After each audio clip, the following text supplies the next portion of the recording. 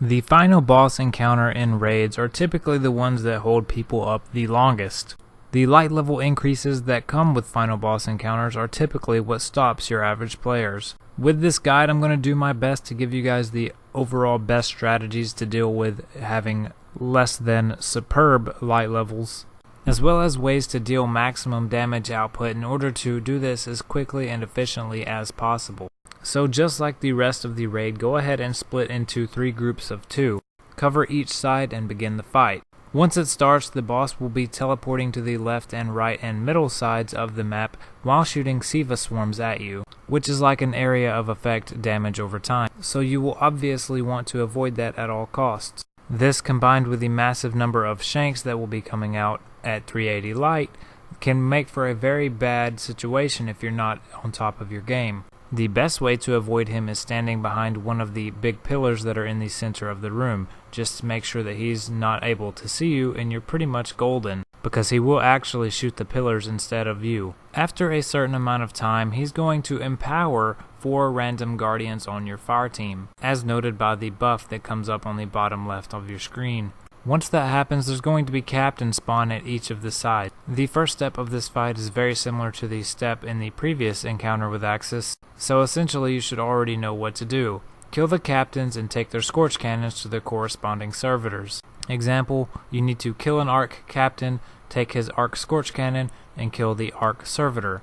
Same with the other cannons. The void cannons need to kill the void servitor, and the solar cannon needs to kill the solar servitor. Each servitor, when killed, is going to drop a Siva charge on the ground. Just like the last fight, you'll want to have a designated cannon carrier and a designated thrower. And keep in mind that the throwers do not need to move around. They will actually want to stay in their area so they can grab the orb that drops from the servitor and then pick up those orbs and throw them at the boss. Once all 3 servitor orbs have hit the boss, his shield will go down all the way and he will immediately teleport to either the left, right, middle, or back middle sides. And this is where the empowered buff becomes very important. When he teleports, he only stays there for about 3 seconds, and we want to make him stay there longer, so what we need to do is have an empowered guardian slam his back. This is going to stun him and leave him there for a much longer amount of time.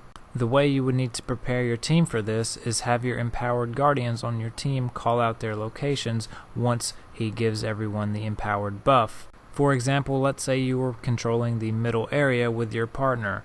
When he gives out the empowered buff, let's say you get empowered. You would then call out to your team, "Empowered middle," and that's going to let them know that you are empowered in the middle. Everyone on your team should also do the same thing. Any empowered guardian should call out their empowered end position. Your goal is to have an empowered guardian at each possible location, left, right, middle, and back middle. One person can watch middle and back middle.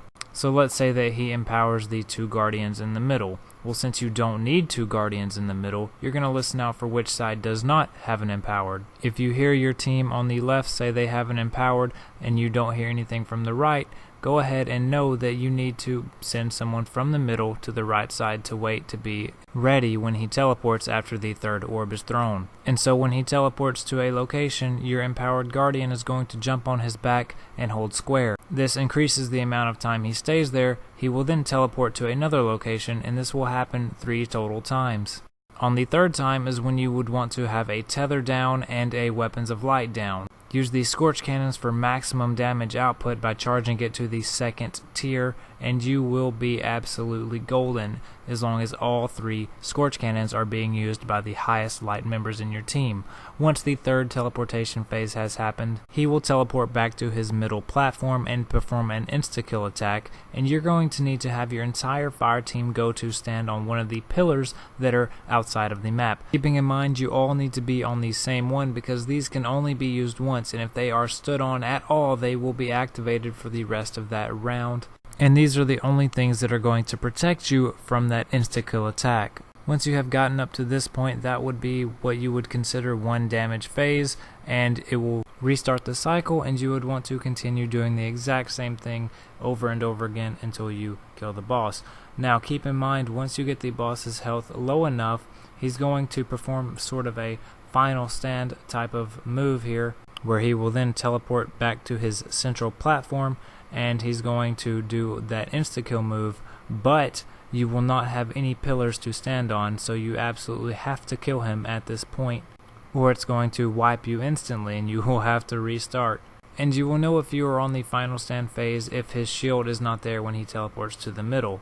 If it's not there, you can then run back out to the platform if you have one left, and then continue doing another damage cycle.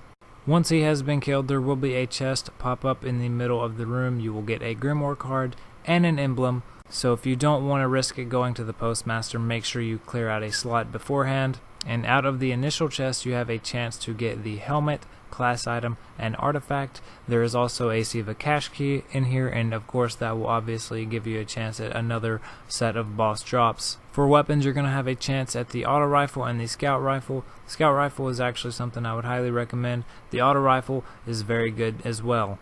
But anyways guys, that is going to be the end of this video. I hope this was helpful to you. If you want to see more Destiny content and keep up to date with all of my channel stuff, you can follow me on Twitter and subscribe to my YouTube channel. If not, then you can go suck a strawberry noodle. Either way, I will see you on the next video. Peace out.